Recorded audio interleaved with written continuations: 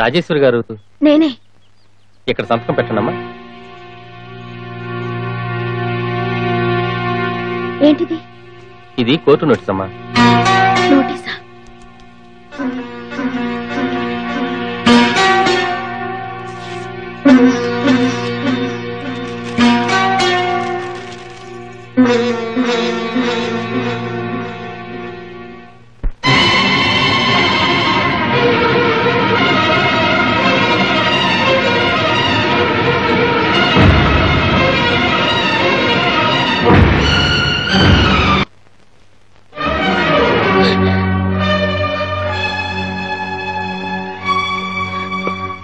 ఎందుకు పుట్టింది మీకు పాడు బుద్ధి? అడుగుతుంది మిమ్మల్ని. మీకెందుకు పుట్టింది పాడు బుద్ధి? నేను మీకేం తక్కువ చేశాను? సమాధానం చెప్పకపోతే కొన్ని పదిలి చేస్తాను. చెప్పండి, నేను మీకేం తక్కువ చేశాను? మీ అమ్మంత ప్రేమగా ఉండి పెట్టలేదా? లేదని ఎవరన్నారు? మీకు సేవలు చేయడంలో ఏదైనా లోపం చేశానా? సిగ్గు విడిచి అడుగుతున్నాను. పడకలో మీకు కావలసినంత సుఖం ఇవ్వలేకపోయాను. ఆ మాటలన్నీ నేను అన్నానా? నేను ఏదో లోపం చేయకపోతే, నాలో ఏ లోపం లేకపోతే నాకు విడాకులు ఇవ్వాల్సిన అవసరం ఏమిటండి? రాజీ, ఆవేశం తగ్గించుకుని విను. శిరీష నన్ను పెళ్లి చేసుకుంటానంది. శిరీషని పెళ్లి చేసుకుంటే మనకు 100 కోట్లు వస్తాయి. 100 కోట్ల కోసం నా గొంతు కోస్తారండి? అరే, పూర్తిగా వినకుండా అనవసరంగా మాట్లాడతావేంటి? చూస్తూ చూస్తూ 100 కోట్లు ఎలా వదులుకోమంటావు చెప్పు. నీకు విడాకులు ఇచ్చేసానని శిరీష్ అబద్ధం చెప్పాను. నీకు విడాకులు ఇచ్చినా నువ్వేనా అసలైన వారివి. అంటే విడాకులు ఇచ్చినా నాతో కాపురం చేస్తారంటారా? అవును. అంటే నన్ను ఉంచుకుంటారా? ఏం మాట్లాడి? అంతే కదండి. విడాకులు ఇచ్చాక నేను మీ భార్యను ఎలా అవుతాను? ఇప్పుడు గద్దలే అవుతాను. నువ్వు ఎలా అనుకున్నా సరే, నాకు విడాకులు ఇస్తే చాలు. సుమంగళిగా చావనన్నా చేస్తాను గాని విడాకులు మాత్రం ఇవ్వను. అబ్బాబా, అంత మొండితనానికే 100 కోట్లు మిస్ అయిపోతాయి. మీ కోట్ల కన్నా నాకు నా కాపురమే ముఖ్యమండి. నువ్వు నాకు విడాకులు ఇవ్వకపోతే నేను నీకు దక్కను. విడాకులు ఇచ్చినా మీరు నాకు దక్కరు. అందుకే విడాకులు ఇవ్వకుండా మిమ్మల్ని ఎలా దక్కించుకోవాలో నాకు తెలుసు. ఏం చేస్తావే? ఆ శిరీష్ దగ్గరికి వెళ్ళి నిజం చెప్తాను. ఆగు, నిన్నే ఆగు. నిజం చెప్పేస్తే ఆ శిరీష్ నన్ను అసహించుకుంటదే. నాకు కావాల్సింది అదే. అదే కనుక జరిగితే నేను ఊరేసుకుని చేస్తాను. వద్దండి, అంత మాట అనకండి. నేను శిరీష్ దగ్గరికి వెళ్ళను. పాపిష్టి డబ్బు కోసం పచ్చడి సంసారాన్ని పాడు చేసుకోకండి. పవిత్రమైన బంధాన్ని వదులుకోకండి. All right. నిజంగా నా మీద నీకు ప్రేమ ఉందా? ఉందో లేదో మీకు తెలీదా? అయితే విడాకులకు ఒప్పుకో. ఒప్పుకోను. నీ కాళ్ళు పట్టుకుంటా ఒప్పుకోవే. నా గొంతు పిసికి చంపినా నేను ఒప్పుకోను. నిన్ను నన్ను కొట్టండి, నరకండి, చంపండి, నేను మాత్రం ఒప్పుకోను. పిచ్చెక్కిస్తున్నావే. 100 కోట్లు, 100 crores. వచ్చే రాక్షసి, మీ బాబు ఇచ్చిన డబ్బు వడ్డీతో సహా నీ మొహన్ కొడతానే. ఒప్పుకోవే. ఆ మాట తప్ప ఏ మాట అయినా వింటాను. నా మాట వినకపోతే నా ఇంట్లో ఉండాల్సిన అవసరం లేదు. Out, get out. ఏమండి, ఇది చాలా అన్యాయం అండి. ఏంటి అన్యాయం? పొలం మంగారు నీ మెడలో కట్టించుకునే 100 కోట్ల గడ్డం పట్టు అన్యాయం కాదు. అందుకే నా చొక్కు నీకు అక్కర్లేనప్పుడు నువ్వు మాత్రం నాకెందుకు? అవుట్.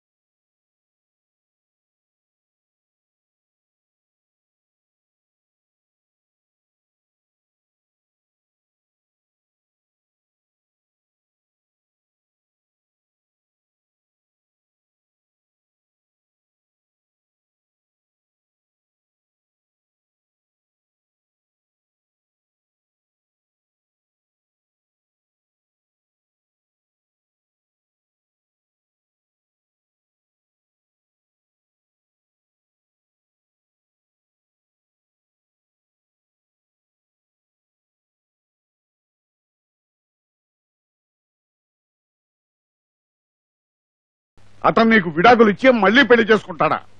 అసలు నీకు విడాకులు ఎలా ఇస్తాడో, మళ్లీ పెళ్లి ఎలా చేసుకుంటాడో నేను చూస్తాను. ఈ సత్యనారాయణ అంటే పల్లెటూరు బయట అనుకుంటున్నాడేమో.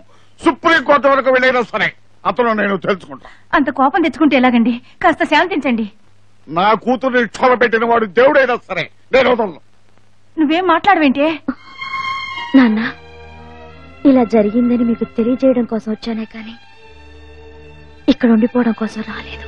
అంటే ఏమిటి? ఇంట్లోంచి తరివేసినా వాడి వెంటే పడతానంటావా? నాన్న, ఆయనకి పరాయి స్త్రీల మీద మోజు లేదు, తాగుడు జూదం వంటి వ్యసనాలు లేవు.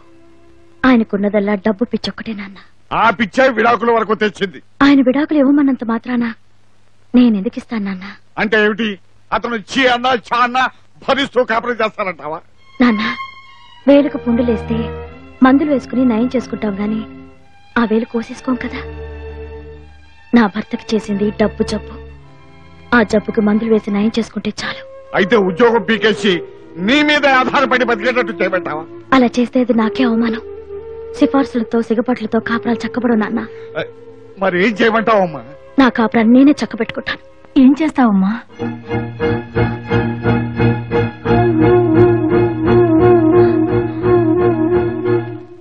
నాన్నగారు నాన్నగారు నాన్నగారు నేను 10th క్లాస్ పాస్ అయ్యాను నాన్నగారు. చాలా సంతోషం బాబు. సరిపోదు బాబు గారు, సరిపోదు. ఈ ఎక్స్ప్రెషన్ చాలదు, సీను పండదు. గుండెపోటు వచ్చినంతగా ఫీల్ అయిపోవాలి. 10th పాస్ అయితే అంత అవసరం అంటావా? అవసరమే బాబు, చాలా సంతోషం బాబు. ఇప్పుడు ఇప్పుడు భావన వ్యక్తి కట్టింది బాబు గారు. నాన్నగారు ఇంత చిన్న వయసులో నేను 10th క్లాస్ పాస్ అయినందుకు. ఇది చిన్న వయసా? అందుకే కదా బావా ప్రధానమంత్రి వాటేసుకుని అభినందించారు. 10th పాస్ అయితే ప్రధానమంత్రి వాటేసుకున్నాడా? మరి అమెరికా ప్రెసిడెంట్ అమెరికా రమ్మని ఉత్తరం రాసి నా తెలివితేటలను గుర్తించి మన ఊరికి కలెక్టర్ని చేశారు. 10th పాస్ అయితే కలెక్టర్ ఉద్యోగం ఇచ్చేసారా? విధి బలీయమైంది బాబు గారు, విధి బలీయమైంది. ఒక్కోసారి ఇలాంటి అద్భుతాలు కూడా జరుగుతుంటాయి. బాబు దిష్టి తీస్తాన్రా? బాబు ఏమిటి ఈ అపశకును? అంత ఓవర్ యాక్షన్ అక్కర్లేదు అత్తయ్య, గాలి కారిపోయిందంటే.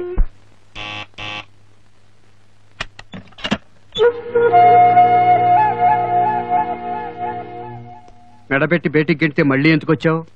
మెళ్ళో తాళుందిగా, ఆ హక్కుతో వచ్చాను. అది కట్టిన వాడి మాట మీద గౌరవం లేదు కానీ హక్కు ఉందట, హక్కు. గౌరవం ఉండబట్టే తిరిగి వచ్చాను. అంటే నాకు విడాకులు ఇచ్చేస్తావా? ఇస్తాను. యాహూ! అయితే ఒక కండిషన్. 100 కోట్ల కోసం నిన్నే వదులుకుంటా రెడీ అయిపోయాను. కండిషన్ లెక్క ఏంటది? నాకు పెళ్లి ఒక ముందు మా అమ్మ నాన్న నన్ను ఒక అయ్యే చేతిలో పెట్టాలని తెగ ఆరాట పడిపోయేవారు. పెళ్ళయ్యాక నన్ను మీకు అప్పగిస్తూ, అమ్మా ఇక మీదట తల్లైనా తండ్రైనా స్నేహితులైనా శ్రేయోభిలాషులైనా అంతా నీ భర్తే అన్నారు. అవును. మీరు నాకు విడాకులు ఇవ్వడం అంటే భర్త పోస్ట్ నుంచి తప్పుకుంటున్నారనే కదా? అంతేగా మరి. కానీ ఇక తల్లి తండ్రి మిత్రుడు శ్రేయోభిలాషి పోస్టులు మాత్రం మిగిలిపోయాయి. అరే చిత్రంగా మాట్లాడుతున్నావే, చెప్పు చెప్పు, నాకు నచ్చింది. భర్త పోస్ట్ నుంచి తప్పుకున్న మీరు తండ్రి పోస్టుకు వస్తున్నారు కాబట్టి నన్ను ఐ చేతిలో పెట్టండి. అయ్యి బాబోయ్, ఏంటి? అవునండి, మీరేమో ఎంచక్కా పెళ్లి చేసుకుని కొత్త భార్యతో కులుకుతూ ఉంటారు. నేను మాత్రం ఒంటరిగా ఎందుకు ఉండాలి? నాకు కూడా ఒక మంచి సంబంధం చూసి నన్ను ఒక అయ్య చేతిలో పెట్టండి. ఎంత దారుణంగా మాట్లాడుతున్నావు తెలుసా నీకు? భారత స్త్రీ మాట్లాడే మాటలా? భారత స్త్రీ భర్త అడుగుజాడల్లో నడుస్తుందండి. మీరు వేరే పెళ్లి చేసుకుంటారు గనక నాకు ఇంకో పెళ్లి చేయమంటున్నాను. పిచ్చి పిచ్చిగా వాక్కో. అందుకే ఆడదా మాట అనేదాకా తెచ్చుకోకూడదు. మీకు విడాకులే కావాలనుకుంటే నన్ను ఐ చేతిలో పెట్టండి. రవి రవి రండి. Good morning. నమస్తే అమ్మా. నమస్కారం అండి. అతనికి ఇంకా పెళ్లి కాలేదేమో, నన్ను పెళ్లి చేసుకుంటారో అడిగి చూడండి. చంపేస్తాను. అయ్యి బాబాయ్, ఏంటో ఎలా అరిచావు? అదేం లేదండి, అప్పుడప్పుడు మా వారికి తిక్కొస్తూ ఉంటుంది. వీడి ఆఫీస్ లో కూడా ఇంతేనమ్మా. మీకు పెళ్ళయిందండి? ఇంకా కాలేదు. అయితే మీతో నాకు కొంచెం పని ఉందండి. ఏంటమ్మా అది? ఏమీ లేదు, వాళ్ళలో ఏదో సంబంధం ఉందట, అందుకు. మంచి సంబంధం అయితే చేసుకోవడానికి నాకు ఏం అభ్యంతరం లేదు. రవి, ఆఫీస్కి టైం అవుతుంది, త్వరగా. మీరు కార్ దగ్గర వెయిట్ చేస్తూ ఉండండి, 2 నిమిషాలు వచ్చేస్తా. వెళ్ళొస్తానమ్మా. అలాగేనండి. అంటే ఇలా ఉండాలి. ఏంటి అలా రెచ్చిపోతున్నావు? ఇది స్టార్టింగ్ మాత్రమే. అంటే ఇంకా నన్ను ఏడిపిస్తావా? ఏడవటం చేత కానప్పుడు ఏడిపించడమైనా చేత కావాలిగా. నేను ఇంట్లోంచి వెళ్ళగొడితే ఏం చేయగలవు? తిన్నగా వెళ్లి శిరీష్ దృష్టిలో పడతాను, మీకు విడాకులు ఇవ్వలేదని చెప్తాను. అమ్మో, అంత పని చేయకు, 100 కోట్లు పుచ్చుకుని జారిపోతాయి. మహా తల్లి, ఈ ఇంట్లోనే ఉండు. నేను ఇంట్లో ఉంటాను గాని మీరు మనసు మార్చుకునే వరకు మీ సంపాదనలో ఒక్క పైసా కూడా ముట్టుకోను. నా సంపాదనతోనే బతుకుతాను. నీ ఇష్టం వచ్చినట్టు ఏడు, నాకు విడాకులు మాత్రం ఇవ్వు, అంతే.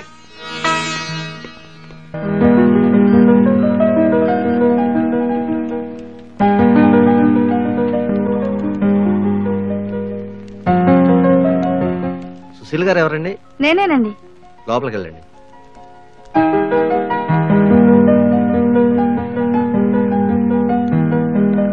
రాజేశ్వరి గారు ఎవరండి? నేనే. లోపలికి వెళ్ళండి. May I come in madam? Come in. Please be seated. Thank you ma'am. Rajeshwari garu, మీ బయోడేటా చూశాను. నా పిఏ కావాల్సిన క్వాలిఫికేషన్స్ అన్నీ మీకున్నాయి. మిమ్మల్ని 2 ప్రశ్నలు అడుగుతాను. నెంబర్ 1, అన్ని దానాల్లోకి ఏ దానం గొప్పది? అన్నదానం. ఎందువల్ల? కోరికలు అంతులేనివి. ఎవరికైనా మీరు డబ్బిచ్చారనుకోండి, రూపాయి ఇస్తే 5 రూపాయలు కావాలంటారు. 25 లక్షలు ఇస్తే 100 కోట్లు కావాలంటారు. 100 కోట్లు ఇస్తే 1000 కోట్లు కావాలంటారు.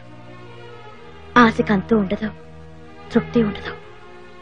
అదే అన్నం పెడితే కడుపు నిండాక ఇంకా చాలు అంటారు. ఇంకా చాలు అని దానం తీసుకునేవాడు తృప్తిగా అనే మాట కాబట్టి అన్ని దానంలో కల్లా అన్నదానం గొప్పది. Well said. క్వశ్చన్ నెంబర్ 2, జీవితంలో ప్రతి మనిషికి తనకంటూ ఓ డిసిప్లిన్ ఉంటుంది, ఉండాలి. అంటే ఏదో ఒక సూత్రాన్ని నమ్మి ఫాలో అవుతారు. మీరే సూత్రాన్ని నమ్ముతారు? మంగళసూత్రాన్ని. So you are married? Yes ma'am. మీ హస్బెండ్ ఏం చేస్తుంటారు? ఆయన కాస్త డబ్బు పిచ్చి ఎక్కువ. వద్దంటున్నా వినకుండా డబ్బు సంపాదించడం కోసం దుబాయ్ వెళ్లారు. కాలక్షేపం కోసం నేను ఉద్యోగం చేయాలనుకుంటున్నాను. మీ సమాధానాలు, మీ ప్రవర్తన నాకు నచ్చాయి. మిమ్మల్ని నా పిఏగా అపాయింట్ చేసుకుంటున్నాను. Thank you ma'am. నేను మీకంటే చిన్నదాన్ని కాబట్టి నన్ను శిరీష అని పిలిస్తే చాలు. అలాగే శిరీష. That's nice. శిరీష, నాకు ఉద్యోగం ఇవ్వడానికి మీరు ప్రశ్నలు వేశారు. అలాగే ఉద్యోగం చెయ్యాలంటే నాదో కండిషన్. చెప్పండి. నేను డ్యూటీలో చేరాక మీ రెస్పాన్సిబిలిటీ అంతా నాదే. That's true. మీ పర్సనల్ మ్యాటర్స్ లో, అఫీషియల్ మ్యాటర్స్ లో నేను చాలా స్ట్రిక్ట్ గా ఉంటాను. మీరు ఇంటర్ఫియర్ అవ్వకూడదు. I like it. మీరు వెంటనే డ్యూటీలో జాయిన్ అవ్వండి. Thank you Sirisha.